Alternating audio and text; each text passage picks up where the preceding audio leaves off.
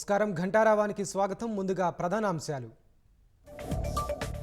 భావనపాడులో petrochemical hub ఏర్పాటు చేయండి. దిగ్గజ పారిశ్రామికవేత్త లక్ష్మీ మిత్తలకు సీఎం బృందం వినతి.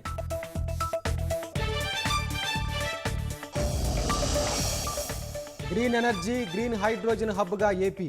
$115 బిలియన్ పెట్టుబడులు వస్తున్నాయన్న సీఎం చంద్రబాబు.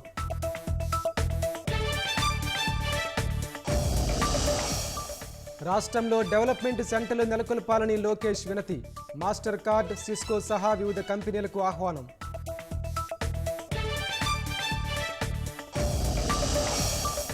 కృష్ణా బోర్డు కార్యాలయాన్ని ఏపీకి తరలించాలన్న ఈఎన్సీ. 66:34 నిష్పత్తిని నీటి వాటా కొనసాగించాలని డిమాండ్.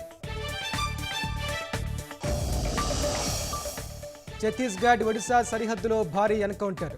చలపతి సహా 14 మంది మావోయిస్టులు మృతి.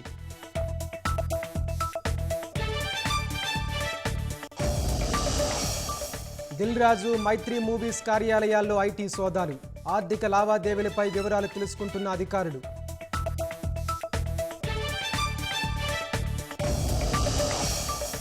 యుఎస్లో పుట్టిన వలసదారుల పిల్లలకు పౌరసత్వ విధానం రద్దు. అధికారం చేపట్టిన కొద్ది గంటల్లోనే ట్రంప్ నిర్ణయం.